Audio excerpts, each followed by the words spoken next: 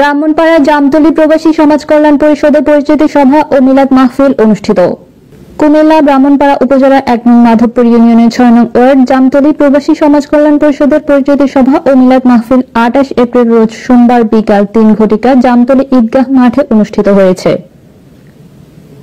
মোহাম্মদ সাইফুর রহমান জুয়েল সাধারণ সম্পাদক, জামতলী প্রবাসী সমাজ কল্যাণ পরিষদের সভাপতিত্বে ও বিল্লাল হোসেন সহ সাংগঠনিক সম্পাদক, জামতলী প্রবাসী সমাজ কল্যাণ পরিষদের সঞ্চালনায় এই সংগঠনের পরিচিতি সভাটি অনুষ্ঠিত হয়।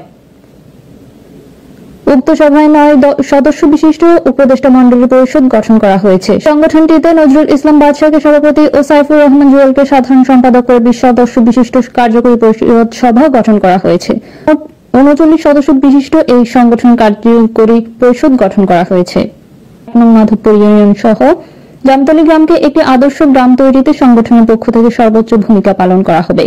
বিগত রমজান মাস থেকে এ পর্যন্ত জামতলী গ্রামে প্রায় ৬ লক্ষ টাকার নানান উপহার ও নগদ অর্থ প্রদান করে দরিদ্র ও নিম্ন বিত্ত পরিবারের পাশে দাঁড়িয়েছেন। অনুষ্ঠানে সার্বিক তত্ত্বাবধানে ছিলেন বিশিষ্ট ব্যবসায়ী জুনিয়র খন্দকার আলিফ। সবশেষে ৯ সদস্য বিশিষ্ট উপদেষ্টা কমিটি ও ৩৯ সদস্য বিশিষ্ট কার্যকরী সদস্য নিযুক্ত কমিটির ঘোষণার মধ্য দিয়ে পরিচিতি সভা সমাপ্তি ঘোষণা করা হয়।